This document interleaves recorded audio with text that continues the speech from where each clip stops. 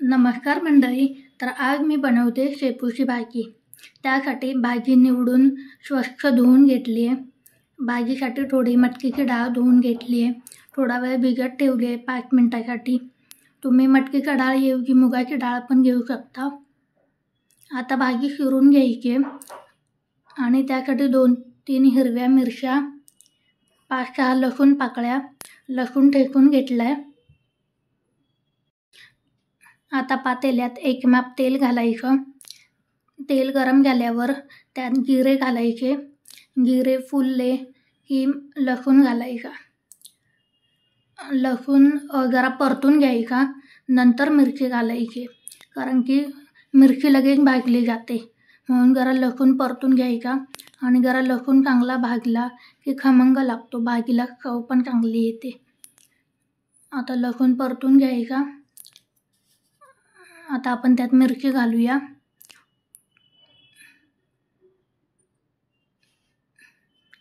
मिरची पण चांगली परतून घ्यायची आहे. तुम्हाला जेवढं तिखट आवडतं तेवढी तुम्ही मिरची घालू शकता.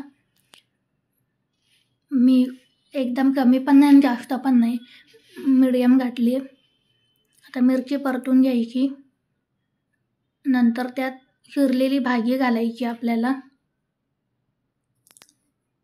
आणि चांगलं परतून घ्यायचं.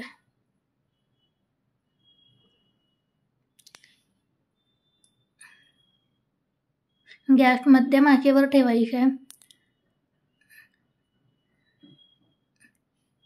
मध्यम किंवा बारीक आचेवर गॅस ठेवा.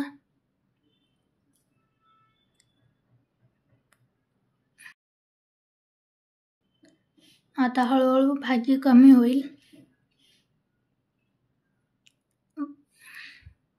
आता भाजी चांगली एकजीव करून घ्यायची आहे. ती भाजी घालताना जरी जास्त वाटत असली तरी ती हळूहळू कमी होईल, कारण की वाफेमुळे ती कमी होते. भाजी आखून घेतली जाते. आणि त्यात लगेच मीठ घालायचं नाही आपल्याला. भाजी चांगली परतल्यानंतरच मीठ घालायचं. भाजी कमी होते त्यामुळे मीठ कमी लागतं. अधिक जर मीठ टाकलं तर ते जास्त होऊ शकतं. आता त्यात भिजवलेली डाळ घालायची आणि चांगलं मिक्स करून घ्यायचं. भाजी आता पूर्ण कमी झाली आपली, बघा किती दिसते. आता त्यात चवीपुरतं मीठ घालायचं. तुम्हाला जेवढं मीठ लागतं तेवढं तुम्ही घाला. मी थोडं कमी घालते.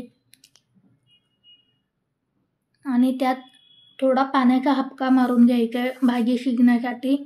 अर्धा पेला पाणी घालायचं, जास्त घालायचं नाही, कारण की माझी भाजी फ्रीजमधली होती म्हणून पाणी शिजण्यासाठी घातलं. आणि भाजी कोवळी असेल तर ती वाफेवर शिजते पाणी न घालता. आता त्याच्यावर झाकण ठेवून बारीक गॅसवर 10 मिनटं भाजी शिजवून घ्यायची. 10 मिनटं झालीत. आता भाजी उघडून बघूयात. भाजी शिजली आहे. आता शेवटी त्यात भाजलेल्या शेंगदाण्याचा कूट घालायचा. तुम्ही कूट तुमच्या आवडीप्रमाणे घालू शकता. कमी जास्त तुम्हाला जेवढा आवडतो तेवढा घाला. आणि चांगलं मिक्स करून घ्यायचं आणि 5 मिनिटासाठी झाकण ठेवायचं. अजून पाणी आहे त्यात, म्हणून एक वाफ काढून घ्यायची. आणि कूट पण घातला त्यामुळे चांगली मिक्स होते भाजी. आता झाकण ठेवून